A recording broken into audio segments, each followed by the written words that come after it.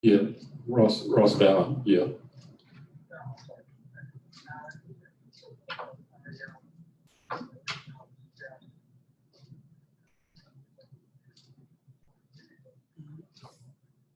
Hello, can you hear me?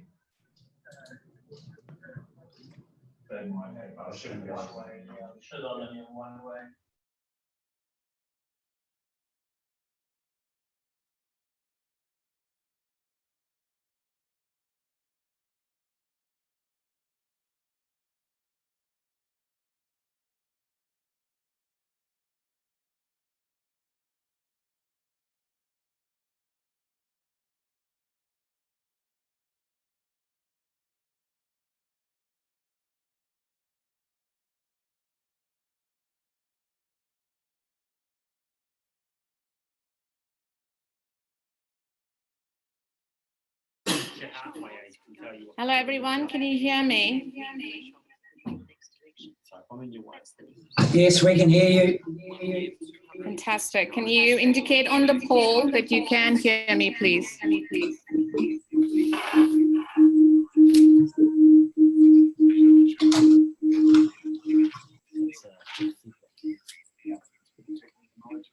Can you switch that on, please? It should be connected to the Bluetooth.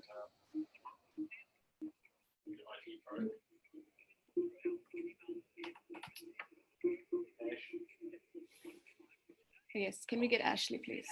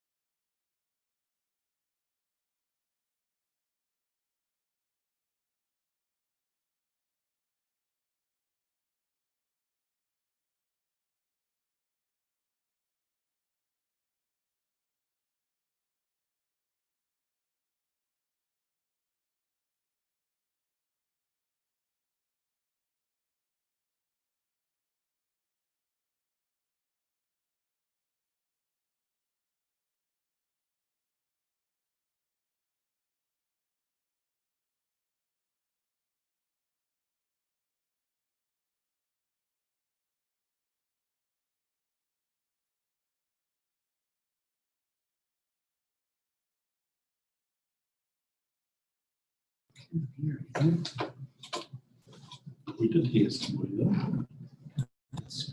Speakers. They're gone. Can you hear me, everyone? Is that coming through? No, that one. The other one. Isn't it? The flat, the fact. No. Good afternoon, everyone. Can you hear me? Square one. Please indicate on the poll if you can hear me clearly. Thank you.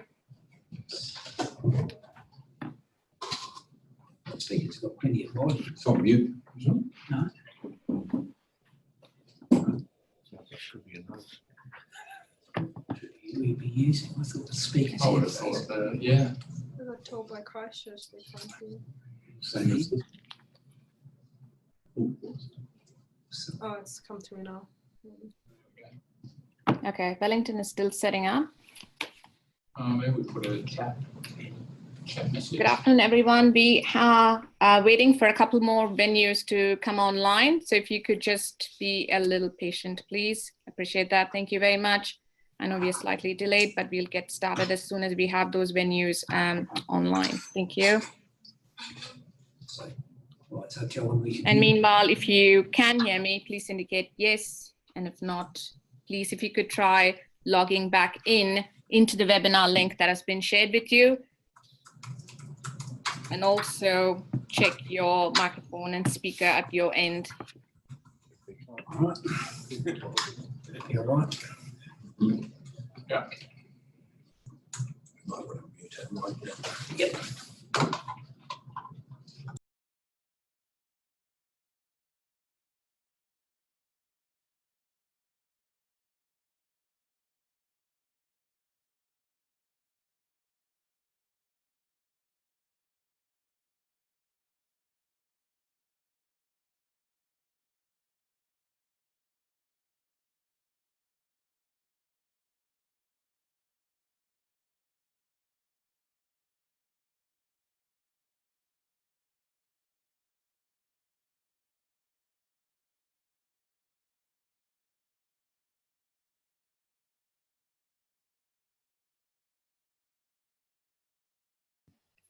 We're going to give it a couple more minutes and then we'll kick things off.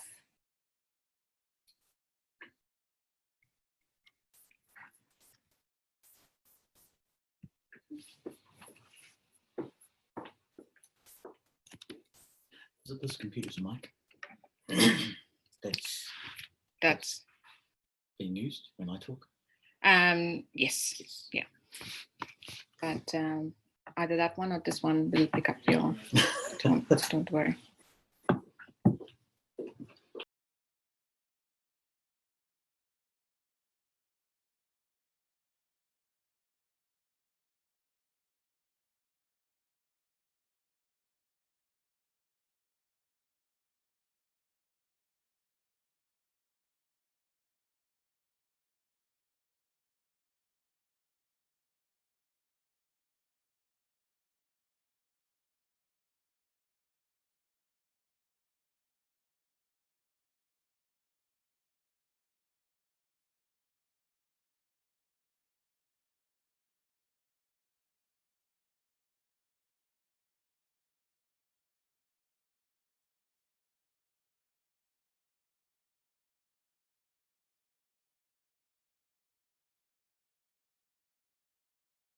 Obviously not late then. All right. Good afternoon, everyone. I'm kicking things off. This is Satya Ashok, and I would like to welcome you all to the first RiskNZ Lunchtime Seminar for 2019. The Lunchtime Seminar series remains one of RiskNZ's most popular events, bringing relevant speakers together to share insights on the latest risk topics within the space of an hour on the first Tuesday of most months. I would be remiss if I wasn't to acknowledge the support of RiskNZ's partners that make our member offerings possible. A big and resounding thanks to our two premier sponsors, SAI Global and JLT, our key Lunchtime Seminar sponsors, Safety Associates and Cybercraft, our Lunchtime Seminar supporters, KPMG, Navigators Consulting, Christchurch City Council, and PowerCo. Today's RiskNZ Lunchtime Seminar, as with others in the past, is being delivered across 4 venues in New Zealand. So that's Auckland, Wellington, Christchurch, and New Plymouth, and connects a whole number of participants from locations of their choice via the webinar. We would like to request that all venues and participants keep themselves on mute through the webinar to keep interference minimal while the speaker is on. You can type questions straight into the webinar platform as they come to you, or you can hold them till the Q&A session at the end of the presentation. During question time, we will start with the remote participants, then move to Wellington, Christchurch, and New Plymouth before finally turning to Auckland. That being said, it is my pleasure to introduce to all of you this afternoon, Jeff Herbert. Jeff is a founder of Cybercraft, a consultancy in cyber risk governance and management, blockchain, and technology. His background encompasses 30 years in the IT industry, focusing on cloud, information security, risk management, and more recently, blockchain. He has founded 6 technology companies providing leading-edge solutions and consultancy to corporate businesses in New Zealand, and has a solid understanding of all aspects of business and the challenges business leaders face. Jeff has also led development projects in cyber risk and virtual reality. Jeff often acts as virtual Chief Information Security Officer, that's a virtual CISO, for clients working with the executive and technology teams to deliver and develop cyber risk management programs. He holds a Certified Information Security Manager certification from ISACA, which is the International Professional Association focused on IT governance. Jeff will be talking to us today on cyber responsibility. It is great to have you with us today, Jeff. Over to you. Thank you, Satya. That was an introduction we're going to have to shorten. Now, today we've got a range of people in the audience, from very large corporates right through to small business and individuals. So cyber responsibility is encompassing everyone, but there's always a context around the size of the business. So if, as Satya said, you can save questions regarding that you might have regarding how this applies in particular to small businesses, which is the most common questions I get. yeah, save them for the end, and we're happy to deal with it. Now, I'd just like to start by just talking about terminology, which is a bit of a challenge for us when it comes to cyber risk. So we are moving from awareness, right? Awareness was sort of like 5 years ago. What we're looking for today is responsibility. We need to get staff engaged in helping us meet cyber risks. We don't need them to be aware, we need them to be responsible and to understand that, that they've got an active part to play in keeping businesses safe and everything that goes behind it, so themselves and the clients. The other term I'd just like to address is the term of cybersecurity. So cybersecurity, as soon as anyone mentions it, they tend to think about technology and geeks and tools and, you know, the things that we use to stop attackers. But what I'd like to do is to get people thinking about cyber risk management, because this is about the business, it's not about the technology. Now, the people are about the business, not the technology. So we need to change the narrative from cybersecurity to cyber risk and cyber risk management. We had a good example a couple of days ago, talking to one of our clients, and you know, the word cyber came up, and was immediately, oh, we'll just send that to the IT person, right? So that's a conversation that just went south immediately with someone that we know really well, right? So it's something that's really important to understand. If you say cybersecurity, in people's minds, they're going to think tech, you know, and guys, people who don't actually have much to do with, you know, the actual risk side, right? If you say cyber risk, you stand a chance of having that pushed up to more of an executive level, and a different conversation can be had. So this is something that's very difficult, and the term cybersecurity is used and bandied about all the time, right? Even when people mean cyber risk, they say cybersecurity. So just bear that in mind as we go through this this cyber responsibility seminar, because it is about the risk management, not about the technology. We're dealing with people. The aim of what businesses, the business aim should be to develop a culture where the entire workforce, you know, the entire staff is engaged in helping looking after the business. The reason that we're doing this is that primarily, you know, we're protecting the business reputation. You know, we're protecting the goodwill of the business. As we know, well, there's been lots of evidence that that if something untoward occurs, if you have a breach or something else that is perceived as negative, the reputation will be impacted. Russell McVeigh had a reputation impact due to the sexual harassment last year, right? Just as a non-IT example. The other thing is continuous change is a challenge, right? And in the cyber world, we have a constant change, and that means we have a constant risk change. And how the heck do we actually manage that anyway? How do we measure that? The evolution has been that is actually quite difficult, and we actually need to change the way that we're doing things. So we need to be more holistic. The holistic is now not just about the tools, but it's also about the people. At a director and executive level, we often hear about cyber insurance being the key method of transferring risk. That's only going to go so far. I know there are a couple of guys here who've had insurance industry experience. There's very little actuarial data for insurers to determine what their risks are. And last week, Zurich Insurance in Europe just declined a $100 million claim as a result of the NotPetya attack last year, because they determined that the NotPetya was an act of war and outside of the policy. Okay, so we're already seeing changes in how the insurance industry is going to mitigate risk. This translates to we need to do a better job inside each of our organisations. So, thank you.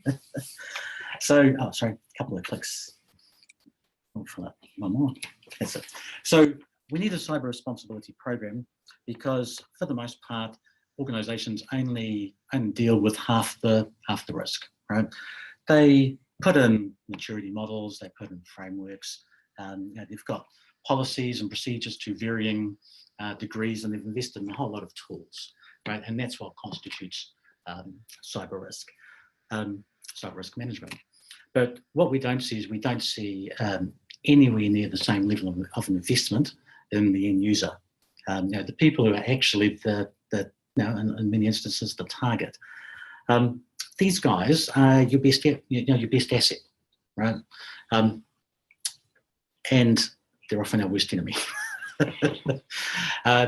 The thing we're trying to get to here is you look at the balance of investment, and it's totally skewed towards the tools and controls, not towards the users. Yet, if we want strong cyber resilience in the organisation, right, we need both.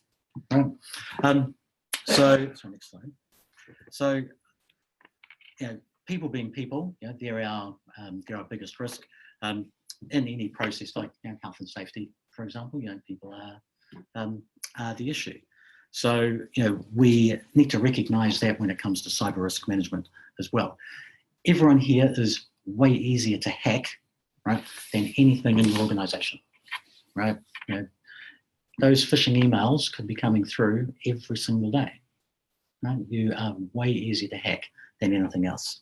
I got a text this morning saying, suspicious activity on your Amex account. It's like, wow, I haven't done any activity, so it might be suspicious, but is this text actually a form of phishing?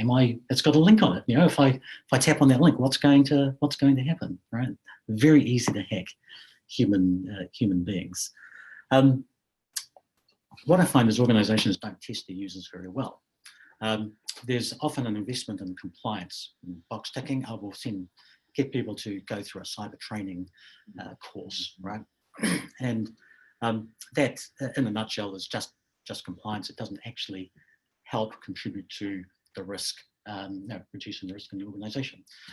If you actually test that, and we've done this, if you test it just based on phishing tests, you'll find anywhere between 10 and 30% of your users will click through, right, despite having done the online training.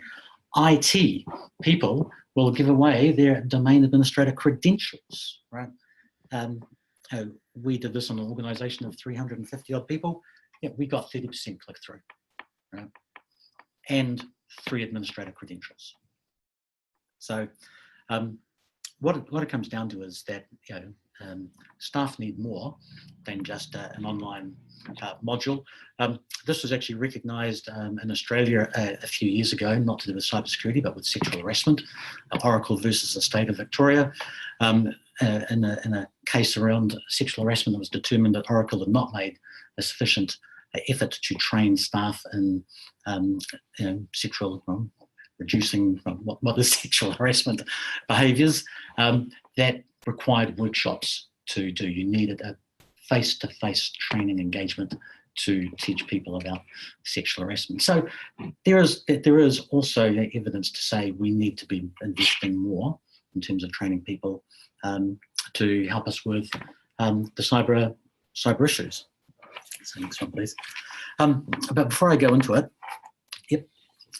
just quickly talking about, I haven't quite come across this, the issues of cyberspace.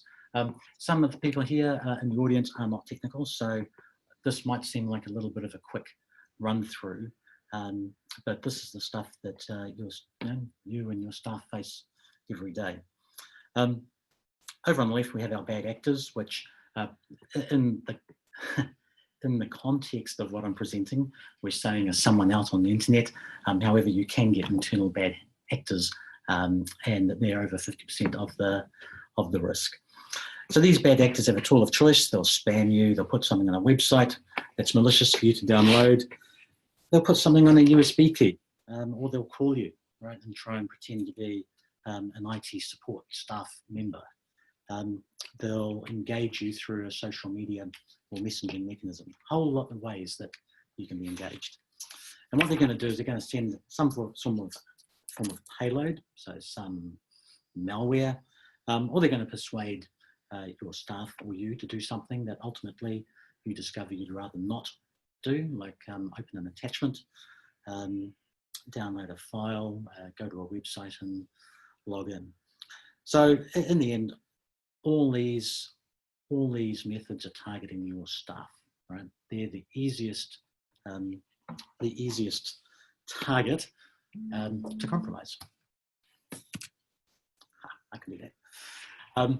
So what this results in, just putting it out there, is there's a whole lot of data that you're losing. Some of this is actually quite critical data. Some of it is breaching regulation. You have the potential to lose usernames and passwords. The number of hacks last year that I dealt with where Office 365 was hacked and username and passwords were compromised and email address and contact lists were downloaded was astonishing. You can lose files, you can use client confidential data. If you're in the health sector, you can certainly lose patient information. And my experience is not many organisations actually treat personal identifying information with the to the level that's required by the Privacy Act.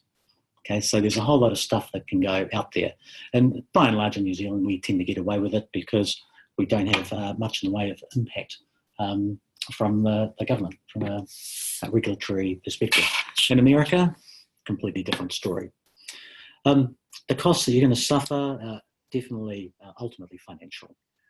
So not talking about reputation, but you will suffer costs through credit card fraud. You may be asked to make payments by Bitcoin. Okay? You may have been phished and a bank account number substituted, and you found that you paid the wrong person. Last year, the largest incident I dealt with was 300,000.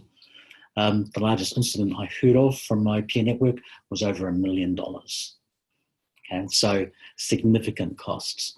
And then, of course, if you have any compromise, any breach, you've got a whole lot of IT support, forensic support, legal costs, and that sort of thing. So there's a lot that goes down if you're not looking after your cyber risk.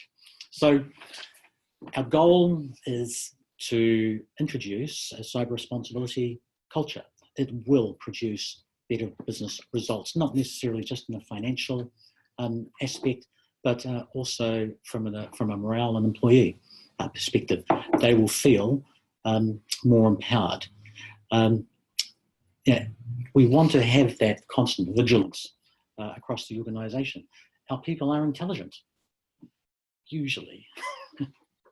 We can train them. They don't have these skills, but they're doing a job. They've got a brain. We can train our workforce to do this for us, but they also need to have some context for it, why this is so important. And this is often a big gap. It's like, IT want us to do this, right? But why do we actually need it?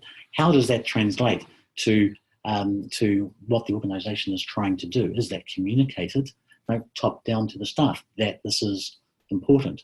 And how many organisations have an overarching cybersecurity policy that communicates this to users in a way that users can understand, right? And I'll show you an example on the next slide, actually.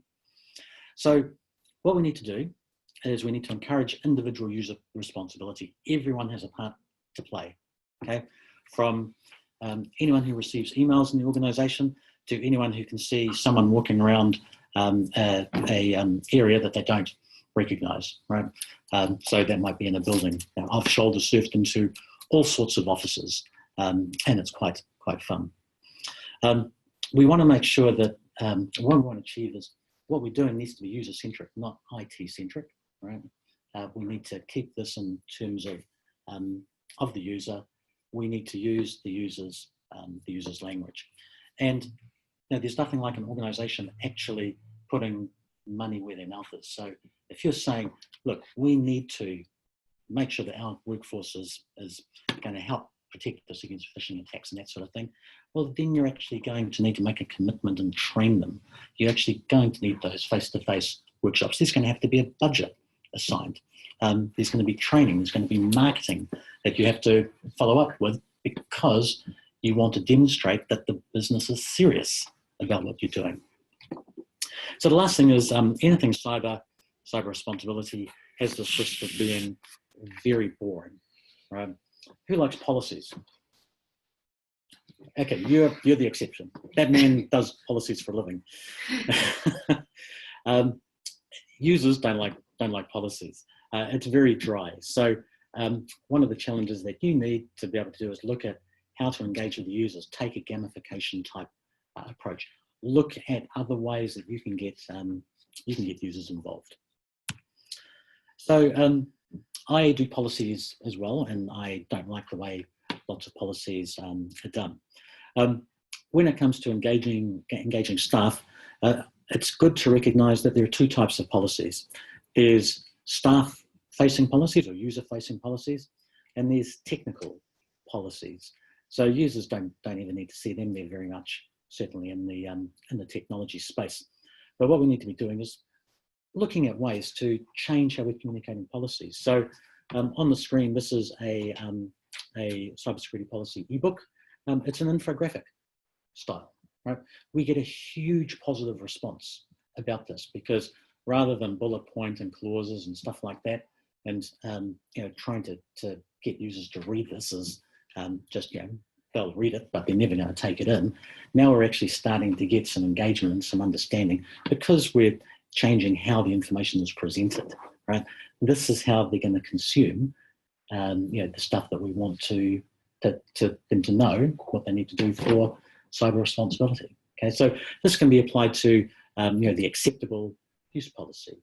If you've got a user-facing BYOD policy, this is a really good approach to start engaging users. And when it comes to training users, it's far easier to train users with this type of format rather than a clause by clause by clause type policy. So this is all building up to the actual program. So one of the things I get a lot is, Jeff, we don't know how to start a cyber responsibility program or a cyber awareness program, which promptly becomes a cyber responsibility program. So, having done this several times and improved it each step, I have this model that I'm very happy to share with everyone, because what we've found is it's been an effective model for engaging users. Now, there are a lot of different types of activities you can do to get users engaged. Larger organizations can pretty much spread more of a workload around, right? You can delegate responsibility for these different activities. Smaller organizations may need to pick and choose, right, which activities are important to them. Certainly the first two in my books are the priorities. And I've also separated these activities out into quarters in terms of launching them.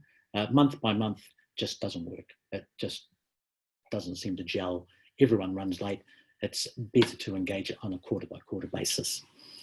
So right at the top, policies. I know it's ugly, but it's not ugly if you have a nice infographic ebook type policy, and everyone needs to understand what the organization's cybersecurity policy is. And if you don't have one, you need one. Okay, that is the overarching statement that says, hey, look, guys, cyber risk is really important to the success of the business, signed off by the board. And following that, you've got the acceptable use policy and BYOD policy. So users have something that is readable and understandable and can be a go-to point for how they need to do things, or I should say why they need to do things. The next one is phishing. So certainly email is by and far the largest vector for malicious malicious stuff coming in, but testing it is actually something that needs to be done constantly, right? So that's our measurement. If we can test this monthly and see that our open rate is going down from 30% to 20% to 15, 12, 5, then we know we're actually doing a good job. Phishing is one of the best tests of user engagement. That's a constant activity, and I don't know how many. Have any of you guys here? Organisations do monthly phishing. We recently bought Wombat. Wombat. We're starting to do that. Okay, all right. So that's what we need to do, because that's going to give us our baseline measurement to go back to the executive and the board to say, here's how we're doing in regards to our cyber resilience, from the user base. Okay, that can be a very scary conversation. I've had CEOs being phished. That's common. What we just need to understand and be able to provide is the measurements. So other ideas for a program for cyber responsibility, you can actually train your users what to do in a cybersecurity emergency. What is a cybersecurity emergency? If the user has just opened a file and it's done something unexpected, or they realise they might not, they shouldn't have clicked on a link. What do they do? Do your users know what to do? Really? What do they do? Call the service desk. Okay, so that's something that you need to work through. But whilst that calling service desk is happening, ransomware might be encrypting files at lots of files per second. So whatever it is that you want users to do, they have to be clear about what to do it. So I've chosen cybersecurity emergency, but also privacy breach. So we have mandatory data disclosure coming in, if the government is on time. 1st of July this year, probably going to be pushed out. We will be required to identify privacy breaches and report them. In Australia, where this came in a year ago, they're getting a massive increase in privacy breach reports. The majority of them are emails inadvertently sent out to the wrong party with personal identifying information on them. So we can expect that as well, and you're going to need to train your staff on that. Other ways of engaging the staff is communication, very, very important. Things like seasonal messages. So, oh look, it's Christmas time. You're going to get a lot of emails coming in for online purchases in stores. Please be very careful about what you're clicking on, right? There's a Elton John concert coming out, right? Please be careful about anything you get emailed on it. That might not be a genuine invitation to buy an Elton John ticket. So those are the sorts of user-friendly things that help them engage, help them think about their cyber responsibility. You can do things for looking after your identity online, using multi-factor authentication. You can talk about cyber awareness for family and home. Very important. You can get a lot of buy-in from people if you start involving them in what's happening at home. And sure as heck, that's actually quite important, because what happens at home can come into work like any bug. Catch from the kids, bring it into work. Absolutely happens the same way with cyber. And another one that's overlooked, because boards don't really engage as strongly as I'd like to see, is actually recognising achievements and getting affirmations from the board about how well the organisation has done in regards to cyber incidents, cybersecurity issues. We run cyber weeks for customers, so this is a entire week focus. Just we run seminars, put up posters, play games, give rewards out, that sort of thing. Just gets people involved. IT team wear t-shirts, anything that we can get to get that message out that cyber responsibility is important. Another thing you can do is, if you don't want to run your own, align with New Zealand's CERT Cyber Week, which they're running once a year now. So piggybacking off that is also a good idea. I actually like to run our own one and run or align with CERC so that people are getting it twice per year. Yeah. Bear in mind, as staff come and go, you don't know when you're actually going to get a new staff member, involved in one of these weeks. So 2 per year is good if you can do it. Cyber responsibility workshops, absolutely required. There's a lot of topics that you can cover: digital citizenship, family and home, data privacy, just generally how to look after yourself online, and your children. Okay? It's a nasty place for children, and this is not just about cyber and what you can do. This is also looking at what you've got in place across your organisation to protect against cyber incidents, just from that procedure perspective. So, what are we doing from a payments policy perspective? How are you going to identify that this email requesting a payment wasn't from the CEO? What do you do during staff onboarding procedures? Do you do police checks, right? Just as a basic? And on the exit, do you have a process for taking all their access away? Do your staff actually know about information classification? So these are all things that you can do. It's by no means a comprehensive list, but the key thing here is creativity. Okay? You need to be creative and engaging with staff. As your staff develop champions, they'll start to have their own ideas as well, and that's what you're starting to look for. That's the engagement you want, is when your staff are coming back to you saying, "Hey, here's a good idea. We'd like to do this." So once you've developed a program, be it a significant program, multidimensional, or it's a very straightforward program just to help grow your staff confidence and understanding of cyber responsibility, I do want to recognise up front that cadence is really important here. You can only absorb so much change at once. Your staff can only absorb so much information at once. So I'm not advocating dumping everyone in it, but certainly building, starting the point and then building on it progressively. You will get more engagement from staff, and the reality is that they do have their day job to do, and there can be a lot of resistance to going along to workshops and other activities. Gamification, again, challenges and competition. Measurement is essential if you want to change behaviours, right? It becomes a competition with some of the tools. So it was Wombat, wasn't it? Yeah. It will happily, you can measure things by group, right? So you can actually create a little bit of gamification internally in the organisation. Who can get hacked the least?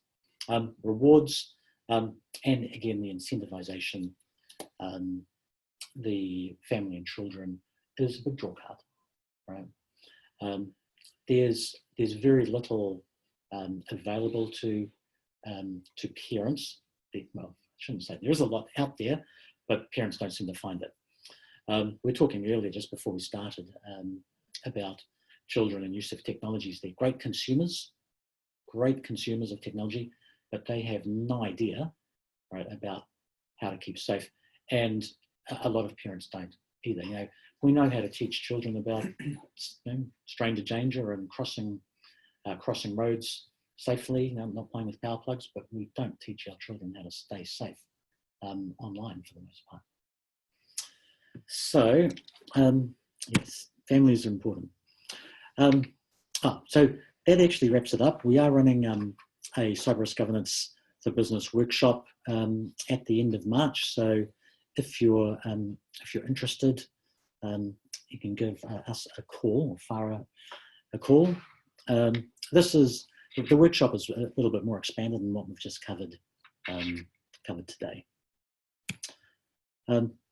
I think that's really Yep. All right. Thank you, Jeff, for the presentation. I'm going to open up for questions at this point in time. And what we're going to do is we're going to follow the order that I had originally stated, which is any remote participants will go first, followed by Wellington, Christchurch, and then New Plymouth. So if there are any remote participants who would like to ask a question, can I please have you either indicate so through the Q&A panel, or put your hand up so I can see you, and then you can go ahead and ask your question, please.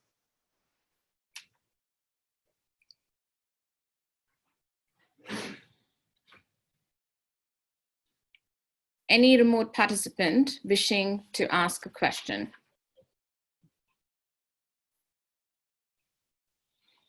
Are they actually connected? Yes, they are.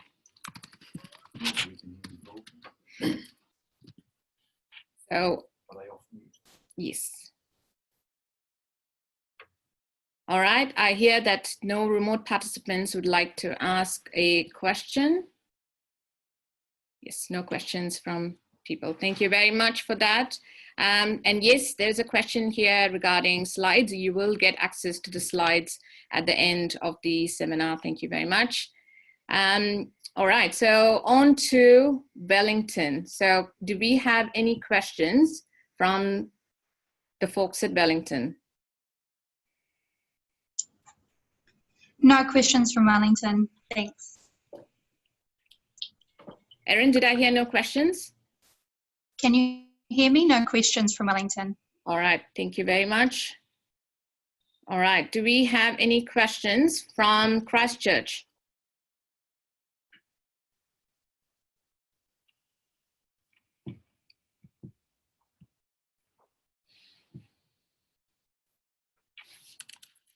Peter, can you hear me?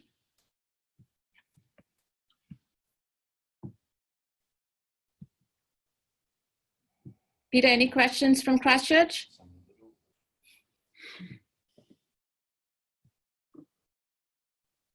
All right, Peter, I think your microphone is on mute, or else you can indicate that there are no questions on the Q&A panel, please. No questions, thank you. Thank you, Peter, appreciate that. All right, and on to New Plymouth. Do we have any questions from New Plymouth?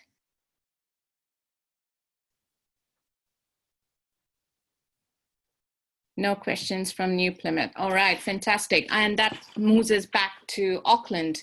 Do we have any questions for Jeff from the Auckland audience? I've got a question. It's around the GDPR rules that have been recently introduced into Europe, which actually affects quite a few organisations globally. Is there, I mean, and I noticed that in your presentation, Jeff, you mentioned about notification of breaches and what have you, which is built into the GDPR as well. What sort of legislation or governance guidance at a national level or government level is there for cybersecurity in New Zealand? Well, and what's planned, do you think? New Zealand has the National Cybersecurity Centre, Cybersecurity and CERT New Zealand. So they're our two advisory bodies for things related to cyber.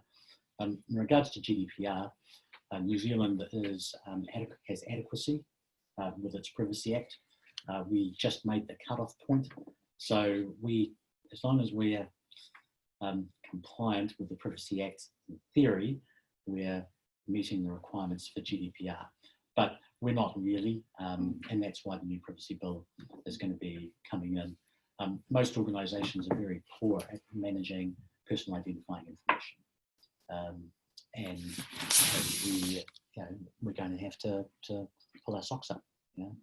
But clearly, from what you're saying in terms of the organisations in New Zealand, that seems inadequate. Just to have a guidance body in New Zealand rather than any more mandatory. We also have security standards. So we've got the New Zealand Information Security Manual that's providing our New Zealand focused guidance. So that's guidance. It's not. There's no compulsion. No, that's true. You can go all the way up to ISO 27001. So that's your gold standard. That's externally externally evaluated. Because I would have thought from a national security point of view, if you think about New Zealand being not so much a target for phishing and all those other things we've talked about, but more as a place for foreign actors to use New Zealand as a launching pad from a foreign for foreign attack. So use New Zealand to launch foreign attack. That I would have thought that would be in the national interest. It is, but like anything cyber risk related, it's just a growing awareness. Yeah. This stuff isn't a surprise. It's been around for 25 years, right? Just the ISO standards have been around that long with the original 17799. It's just businesses need to say this is going to benefit the business for us to go ahead and make the investment to achieve these standards, right? That's part of the problem, is that at a board level, the cyber risk is not properly identified. This is not seen as something that is required for organisations. Right? Yeah, it is a challenge. There's no question about it. Also, earlier we were talking about small businesses, not needing cyber insurance. The small business perspective is that they will never be a target, right? Whereas our perspective is that they're actually the softest target. They do not have the controls in place, and it's not people hacking them, it's people who've programmed systems to find holes and take advantage of it wherever they can, and it doesn't matter if you're a home user or a small business or a large organisation, right? It's an automated attack that's aimed to monetize something out of the business. Yeah. So just if I could add to that as well, Jeff, I think that's a good point, that what I've seen in conversations with small businesses is they say their data is not valuable, but then they talk about personally identifiable information and credit card data they're holding. Now, the business data itself isn't valuable, but both of those are, and that's what people are attacking. So for small businesses particularly, but for any large ones, it's any information could be valuable. It's not the business that's the target, it's the information they hold. Sure. I think it's a good distinction mentioned. I have a question, Jeff. Sure. This is with regard to the annual cyber responsibility framework that you just shared with us. Have you had anyone implement it, and what were the challenges that they saw while implementing that framework? Well, we just started it last year, and the big question is, no one really seems to want the job. So the big question is, who do we allocate the responsibility to? So a good example is, we're dealing with culture here. Does this actually belong in the technology department? Is this something that should be more in the people and cultures space, supported by the IT team in terms of the messages that are going out? Who's driving it becomes a really important question. So I like to challenge it. I like to say, actually, you have to ask yourself, does this belong in IT at all? Is this people and culture? Is this actually more of a marketing type thing? Because we're constantly sending messages out to users. We're trying to build their concept of responsibilities and the stuff that they have to do. So we've been going through that process, and I see that clients still, for the most part, are saying this is an IT issue, but we're now starting to see changes as people in culture actually start to get involved and say, yeah, actually, we do sign off the acceptable use policies. We should be involved in some of these activities. Yeah. Right. Okay.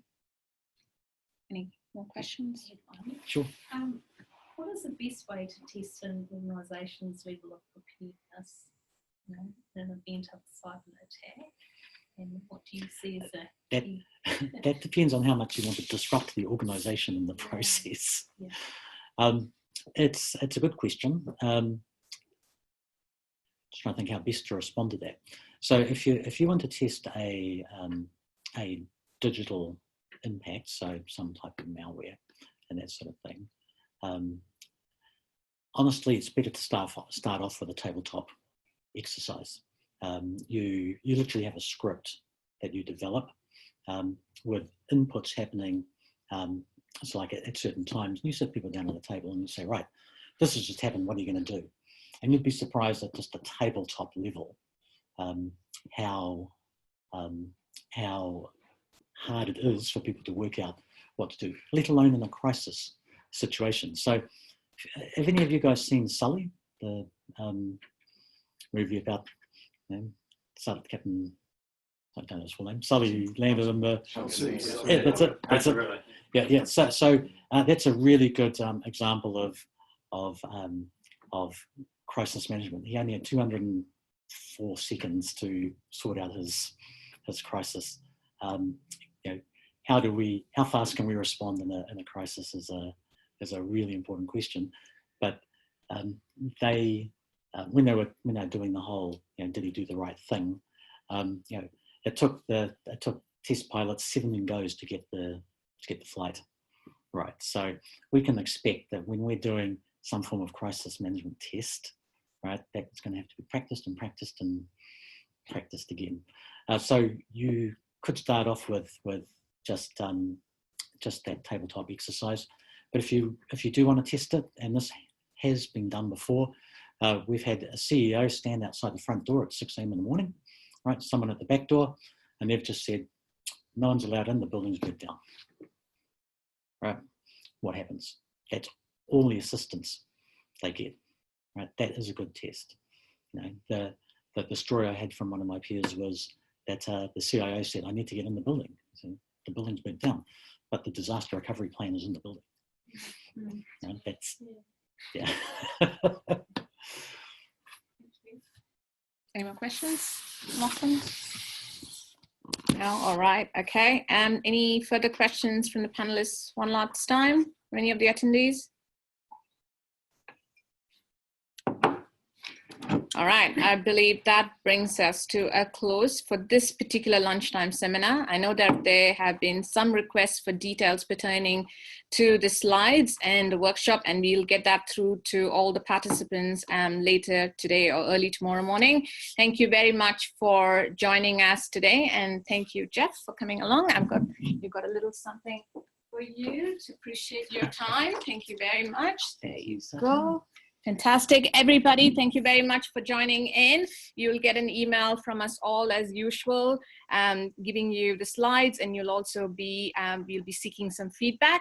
Please feel free to give us your feedback. Your thoughts and your suggestions are important for us to keep improving what we are doing here at RiskNZ. Of course, at any time, feel free to write to us as well on adminofficer@risknz.org.nz or execofficer@risknz.org.nz. Thank you very much for your participation once again. Thank you to RiskNZ's sponsors and partners, and I look forward to seeing you all participate in further activities and events at RiskNZ. Meanwhile, have a fantastic rest of the week. Thank you. And thank you for asking questions.